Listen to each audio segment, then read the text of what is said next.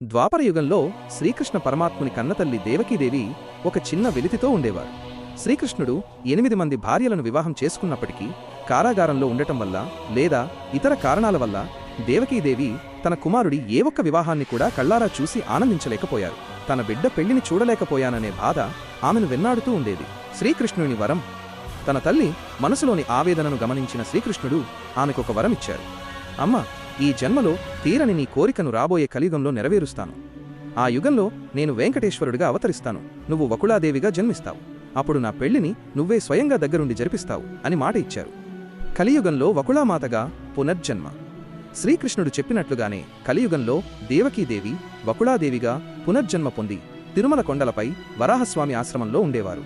శ్రీ వెంకటేశ్వరస్వామివారు పద్మావతీదేవిని వివాహం చేసుకోవాలనుకున్నప్పుడు వకుళాదేవి తల్లిగా ముందుండి ఆకాశరాజు వద్దకు పెళ్లి రాయబారం పంపారు. ముఖ్య విశేషాలు: మాతృప్రేమ. తన తల్లికిచ్చిన మాట కోసం భగవంతుడు మళ్లీ అవతరించడం ఈ కథలోని విశేషం. తిరుమల సంప్రదాయం. నేటికి తిరుమలలో వకుళాదేవికి ఒక ప్రత్యేక స్థానం ఉంది. స్వామివారికి సమర్పించే నైవేద్యాలన్నీ ముందుగా వకుళామాత పర్యవేక్షణలోనే జరుగుతాయని భక్తుల నమ్మకం. ఈ విధంగా ఒక తల్లి కోరికను తీర్చడానికి సాక్షాత్తు ఆ శ్రీమహావిష్ణువు కలియుగ దైవంగా అవతరించారు.